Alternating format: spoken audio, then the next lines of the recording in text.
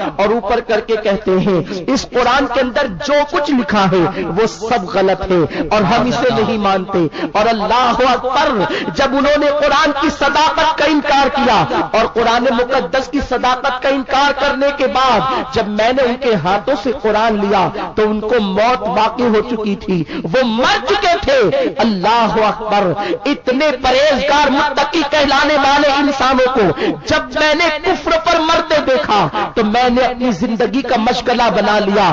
اب میں کوئی دعا نہیں کروں گا، اگر دعا کروں گا تو ایک دعا کروں گا کہ میرا خاتمہ ایمان پر ہو جائے، میرا خاتمہ ایمان پر ہو جائے. اس لیے کہ اللہ تبارک و تعالیٰ نے قرآن مقدس میں ارشاد فرمایا وَلَا تَمُوتُنَّ إِلَّا وَأَنْتُمْ مُسْلِمُونَ، کہ تم مرو تو اس حال میں مرو کہ تمہارا ایمان تمہارے پاس موجود ہو، تمہارا ایمان تمہارے پاس موجود ہو. حضرت عبداللہ رضی اللہ تعالیٰ عنہ نے پوچھا میرے بھائی، تیرے بھائیوں کا خاتمہ جو کفر پر ہوا وہ یوں ہی تو نہیں ہوا ہوگا، یقیناً کوئی نہ کوئی جرم تو انہوں نے کیا ہوگا، کوئی نہ کوئی برائی تو انہوں نے کی ہوگی، کوئی نہ کوئی اللہ کی ناراضگی کے کام تو انہوں نے کیے ہوں گے. ذرا یہ تو بتا انہوں نے کون سا گناہ کیا اور ان کا جرم کیا تھا؟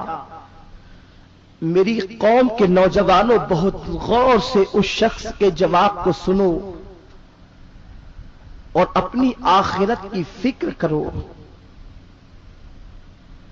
حضرت سیدنا عبداللہ کے سوال پر کہ 40 سال تک کہ تیرا بھائی جماعت سے نماز پڑھتا رہا، تکبیر اولیٰ فوت نہیں ہوئی اور مسجد میں 40 سال تک وہ اذان پڑھتا رہا، اور دوسرا 30 سال تک کے تکبیر اولیٰ فوت نہ ہوئی، جب مرے تو کفر پر کیوں مرے؟ کوئی تو گناہ ہوگا.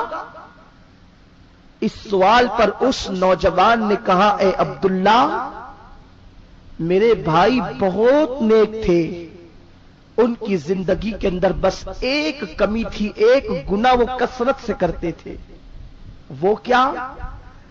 جب کوئی عورت ان کے قریب سے گزرتی تو اسے گندی نگاہ سے وہ دیکھا کرتے. اللہ اکبر. بس بد نظری کی بنیاد پر جب وہ مرے تو ان کا خاتمہ کفر پر ہوا. اللہ.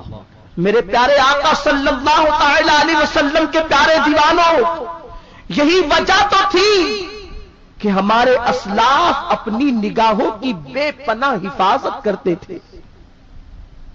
نگاہوں کی حفاظت وہ ایسے نہیں کہ دوسری عورتوں کو دیکھنے سے بچتے تھے، اگر خود کی بچیاں جوانی کی دہلیز پر